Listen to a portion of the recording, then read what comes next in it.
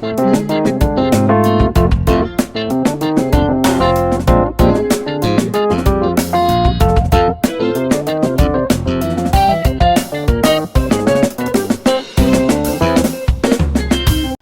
பாடும் திறமையும் சாதுரியமாக எச்செயலையும் செய்து முடிக்கும் வல்லமையும் ஒருங்கே பெற்றவரை பற்றி தான் இன்றைக்கி நம்ம பதிவில் பார்க்க போகிறோம். Welcome to Rachu's mythical stories. நான் உங்கள் ரோஷினி. அது ஒரு ஆங்கில பள்ளிக்கூடம். அங்கே படிச்சுக்கிட்டு இருந்தார் ஒரு மாணவர். அவருக்கு தமிழில் ரொம்ப ஆர்வம் அதிகம். அவருக்கு பாட்டு இயற்றவும் நல்லா தெரியும். அந்த மாணவன் மனசில் ஒரு பாட்டு தோணுச்சு. அதை ஒரு காகிதத்தில் எழுதினார். படிச்சும் பார்த்தாரு. படிக்க படிக்க அது மிகவும் நயமாக அமைஞ்சிருக்கிறது போல் அவருக்கு தோணுச்சு. இந்த பாட்டை நாம் யாருக்கிட்டையாவது காட்டணும், அவங்களுடைய கருத்தை தெரிஞ்சுக்கணும் அப்படின்னு நினச்சாரு. ஆனால் யாருக்கிட்ட காட்டுறது அப்படின்னு அவருக்கு ஒரு கூச்சம். காட்டாமல் இருக்கவும் முடியல. கொஞ்ச நேரம் சிந்திச்சாரு. இறுதியில் ஒரு முடிவுக்கும் வந்தார். அதன்படி அடுத்த நாள் சீக்கிரமாகவே பள்ளிக்கூடத்துக்கு வந்து அவர் இயற்றின பாட்டை ஒரு தாளில் எழுதினார். ஆசிரியர் உட்கார்ற இடத்துக்கு பக்கத்தில் வச்சுட்டு தன்னோட இடத்துல வந்து உட்காந்துக்கிட்டாரு. கொஞ்ச நேரம் ஆன பிறகு மற்றொரு மாணவன் அங்கே வந்தார். அவர் தரையில் காகிதம் ஏதோ கிடக்குதே அப்படின்னு பார்த்தாரு. அதை எடுத்து படித்து பார்த்தாரு. அப்புறம் அதை தமிழாசிரியர்கிட்ட கொண்டு போய் கொடுத்தாரு. தமிழாசிரியர் அந்த பாட்டை படித்து பார்த்துட்டு, அடடா, இந்த பாடல் எவ்வளவு அழகாக இருக்குது, இதை இயற்றிய கவிஞர் யாரு, பெயர் போடலையே அப்படின்னு சொல்லிட்டு திரும்ப திரும்ப அதை பாடி படித்து மகிழ்ந்து பார்த்தாரு. மாணவர்களுக்கும் அந்த பாட்டை பாடி காட்டினார். பாட்டில் உள்ள சொல்லழகையும் பொருள் அழகையும் எடுத்து சொன்னார். மாணவர்கள் எல்லாரும் அந்த பாடலுடைய பெருமையை உணர்ந்தாங்க. இதை இயற்றிய கவிஞர் யாராக இருக்கும் அப்படின்னு எல்லாருக்குமே சிந்திச்சு பார்த்துட்டு இருந்தாங்க.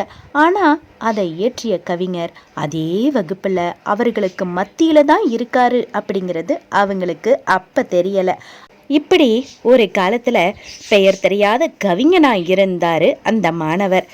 இப்போ தமிழ் தெரிந்த ஒவ்வொருவருக்கும் தெரிந்த பெரிய கவிஞராக விளங்குறாரு அந்த மாணவன். அவர் பெயர்தான் கவிமணி தேசிய விநாயகம் பிள்ளை அப்படின்னு இப்போ யாருக்குத்தான் தெரியாது. கவிமணி சிறு பிள்ளையாக இருக்கும்போது ஒரு மடத்தில் உள்ள தம்புரான்கிட்ட தமிழ் கற்றுண்டு வந்தார். அவரும் அவர் வயசு சிறுவர்களும் படிச்சுக்கிட்டு வந்தாங்க. அன்னைக்கு வழக்கம் போல் கவிமணியும் அவருங்க நண்பர்களும் மடத்துக்கு வந்தாங்க. அப்போது அங்கே அப்பமும் வடையும் ஏராளமாக குவிச்சு வைக்கப்பட்டிருந்தது. முதல் நாள் சிவராத்திரின்றதுனால கோவிலிருந்து மடத்துக்கு வந்திருக்கும். கவிமணியையும் மற்றவர்களையும் தம்பிரான் பக்கத்தில் அழைத்தாரு. இப்போ நான் இந்த அப்பத்தையும் வடையையும் உங்களுக்கு தரப்போகிறேன். ஆனால் ஒரு நிபந்தனையோடு இருக்குது. இதோ என் கையில் தேவார திரட்டு இருக்குது. இதிலிருந்து முதல்ல நான் ஒரு பாடலை பாடுவேன். அப்புறம் உங்ககிட்ட புத்தகத்தை தருவேன். நீங்கள் புத்தகத்தை பார்த்து அதே பாடலை ஒரு முறை படிக்கணும். அப்புறம் நான் அந்த புத்தகத்தை திரும்பி வாங்கி மற்றொரு முறை அதே பாட்டை பாடுவேன். அப்புறம் நீங்கள் என்ன செய்யணும் தெரியுமா? அந்த பாட்டை தவறு இல்லாமல் மனப்பாடமாக ஒப்பிக்கணும்.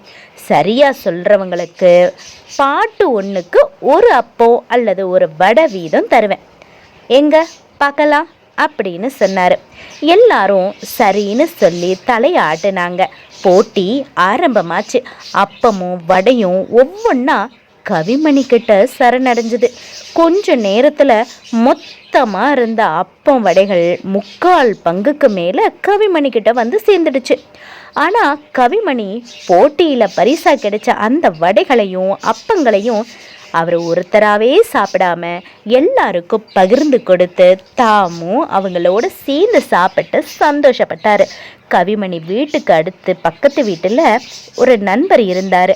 அவருடைய குடும்பத்தில் ஒரு விழா நடைபெற இருந்துச்சு. விழாவுக்கு உறவினர்களும் நண்பர்களும் ஏராளமானவங்க வந்தாங்க. அவ்வளவு பேரும் தங்குறதுக்கு அவருடைய வீடு வசதியாக இல்லை. அதனால் விழாவை நடத்துறதுக்காக தங்கள் வீட்டை தந்து கொஞ்சம் உதவணும் அப்படின்னு கவிமணிக்கிட்ட அவர் வேண்டுகோள் வச்சார். கவிமணியும் அதுக்கு இசைந்தார். அன்னைக்கு கவிமணி வீட்டில் ஏராளமான கூட்டம். விருந்து நடக்கிறதுக்கு இன்னும் கொஞ்ச நேரமே இருந்துச்சு.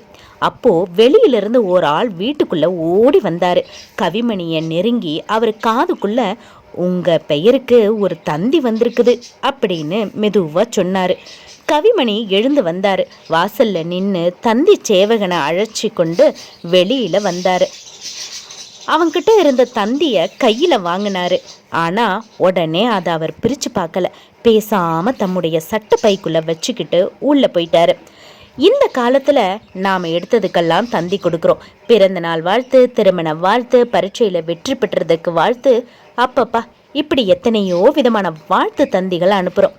ஆனால் அந்த காலத்தில் ஏதேனும் துன்பமான செய்தியாக இருந்தால் தான் தந்தி வர்றது வழக்கம்.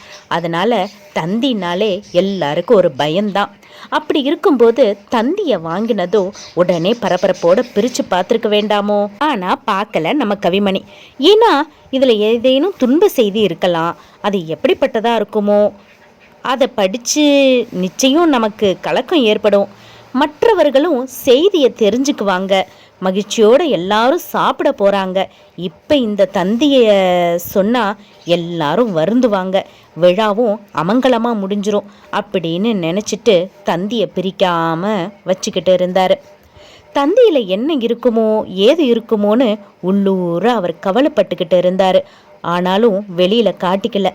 மாலை நேரம் விழா முடிஞ்சு எல்லாரும் அவங்கவுங்க வீட்டுக்கு போயிட்டாங்க. எல்லாரும் போன பிறகு கவிமணி அந்த தந்தியை எடுத்து பிரித்து படித்து பார்த்தாரு. உடனே திடுக்கிட்டார், கண் கலங்கினார். அவருடைய மருமகள் தவறிட்டதாக இருந்தது. உடனே புறப்பட்டு வரணும் அப்படின்னும் அதில் எழுதியிருந்தது. அவர் உடனே அங்கேருந்து புறப்பட்டார். போகிற அவசரத்தில் மனைவி கிட்ட கூட அந்த செய்தியை அவரால் சொல்ல முடியலை. கிளிக்கு ஒரு காலில் எத்தனை விரல்கள் அப்படின்னு கேட்டால் சில பேர் 5ன்னு தயங்காமல் சொல்லுவாங்க. ஆனால் நம்ம போல் அதுக்கு 5 விரல்கள் இருக்கிறதில்ல, 4 விரல் தான் உண்டு. இந்த 4 விரல்களில் முன்னால் இருக்கிற விரல்கள் எத்தனை, பின்னால் இருக்கிற விரல்கள் எத்தனை அப்படின்னு கேள்வியை ஒரு சமயம் கவிமணி சில இளைஞர்களை பார்த்து கேட்டார். அப்போது அவர் ஒரு ஆரம்ப பள்ளியில் ஆசிரியராக இருந்தார். பாட புத்தகத்தில் கிளியை பற்றி ஒரு பாடம் இருந்தது. அதில் கிளியின் படமும் வரையப்பட்டிருந்தது. அந்த கிளியின் படத்தை பார்த்துட்டு தான் கவிமணி இந்த கேள்வியை இளைஞர்கள்கிட்ட கேட்டார். இளைஞர்கள் புத்தகத்தை பார்த்து சொல்லக்கூடாதுன்னு முன்கூட்டியே எல்லாருடைய புத்தகத்தையும் மூடவும் வச்சிட்டாரு. எல்லாரும் புத்தகத்தை மூடிட்டாங்க. சிலர் கிளிக்கு முன்னால் 3 விரல்களும் பின்னால் 2 விரல்களும்னு சொன்னாங்க. மற்றவங்க அதை ஆமோதிச்சாங்க. உடனே கவிமணி புத்தகத்தை திறந்து கிளியின் படத்தை பார்க்க சொன்னார். எல்லாரும் பார்த்தாங்க. நாங்கள் சொன்னது தான் சரி, படத்துலையும் அப்படித்தான் இருக்குது, முன்னால் 3 விரல் பின்னால் 1 விரல் அப்படின்னு சொல்லி ஆனந்த கூச்சல் போட்டாங்க இளைஞர்கள். ஆனால் கவிமணி, நீங்கள் சொன்னது தவறு, இந்த படத்தில் இருக்கிறதும் தவறு. கிளிக்கு முன்னால் 2 விரல்களும் பின்னால் 2 விரல்களுமே இருக்குது அப்படின்னு சொன்னார். அதை அப்போ சில பேர் நம்பலை.